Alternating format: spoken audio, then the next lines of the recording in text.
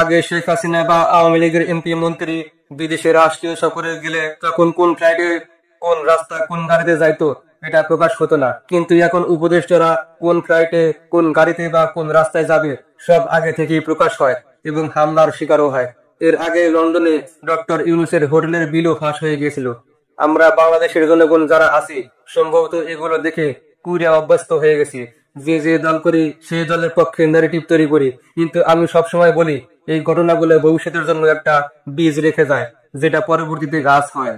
আওয়ামী লীগের সরকার যখন ক্ষমতায় ছিল, শেখ হাসিনা যখন বিদেশ সফরে যেতেন, কিংবা আওয়ামী লীগের এমপি মন্ত্রী যারা ভাইরাল ক্যারেক্টার ছিলেন, তারা বিভিন্ন জায়গায় গিয়ে বিভিন্ন ধরনের প্রতিবন্ধকতার শিকার হতেন, কারণ বাংলাদেশের মানুষ তখন মুখ খুলে কথা বলতে পারতো না। তো প্রশ্ন হলো, এখন কি পারতেছে? অনেক জায়গায় এখন পারতেছে না। তাই যখন দেশে কথা বলা যায় না তখন বিদেশে বসে কথা বলা হয়, দেশে যখন অ্যাকশন করা যায় না তখন বিদেশে করা হয়। এই ঐতিহ্যের জের ধরেই উপদেষ্টা মাহফুজ অল্পের জন্য বেঁচে গিয়েছিলেন। আর আক্তার হোসেনের ক্ষেত্রেও আজকের দৃশ্যপট একই ধারার অংশ। তাকে শুধু ডিম মেরে হজম করানো যায়, এই কারণে ডিম মারা হয়নি।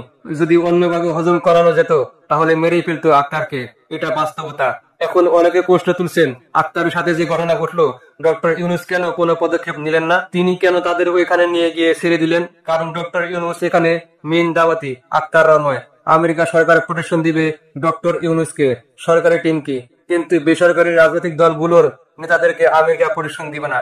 আমেরিকা আসলে বাংলাদেশকে কতটা চিনে? আমাদের রাজনৈতিক নেতাদের ট্রাম্প মনে হয় চিনেও না।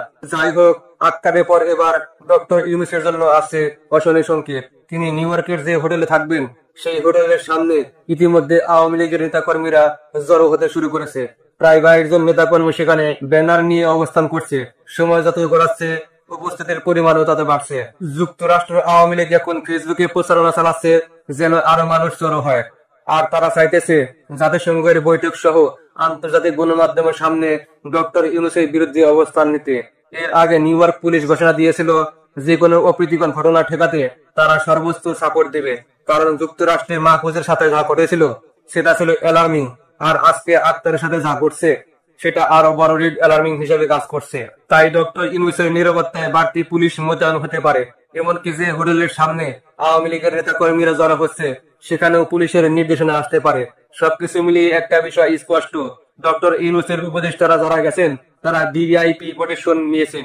বিএনপির দিক থেকে মির্জা ফখরুল সহ একটা দলীয় বাহিনী আছে, জামাতেরও একটা বাহিনী আছে। তবুও মির্জা ফখরুলের গাড়ি আটকিয়ে আওয়ামী লীগের কর্মীরা রাস্তায় শুয়ে পড়েছিল এবং হাসিনার নামে স্লোগানও দিয়েছে। আওয়ামী লীগের উদ্দেশ্যে আমি একটা কথাই বলি, শেখ হাসিনায় বিদেশ সফরে গেলে বিএনপি জামাতের নেতারা স্লোগান দিত, অপমানমূলক কথা বলতো, তখন আমি বলেছি এটা উচিত নয়।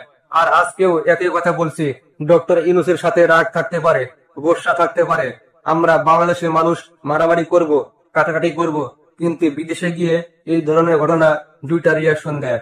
প্রথম রিয়াকশন হলো বিদেশিদের সামনে প্রমাণ হয় আমরা জাতি হিসেবে কতটা অসভ্য। গত 15 বছর আওয়ামী লীগ আর এখন 1 বছর ধরে এই একই জিনিস হচ্ছে।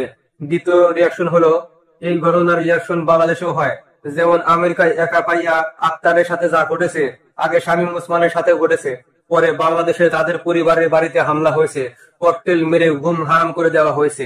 আপনি আমেরিকায় বসে দলের ফ্রিতে কাজ করলেন, কিন্তু আপনার পরিবারের নিরাপত্তা দিবে কে? আওয়ামী লীগ আজকে যা করছে কালকে বিএনপি ক্ষমতায় এলে তারাও করবে, তখন আওয়ামী লীগ বলবে ফ্যাসিস্ট। আজকে বিএনপি জামাত করছে, তাদের বিরুদ্ধে একই শব্দ ব্যবহার করা হবে। এই ট্রেনটা কি আদৌ বন্ধ হবে? আমার মনে হয় হওয়া উচিত, কিন্তু আমি জানি আমার কথা কেউ শুনবে না, গালাগালি করবে। তবে ট্রেন্ড যদি ভালো মনে করেন তাহলে চালিয়ে যান।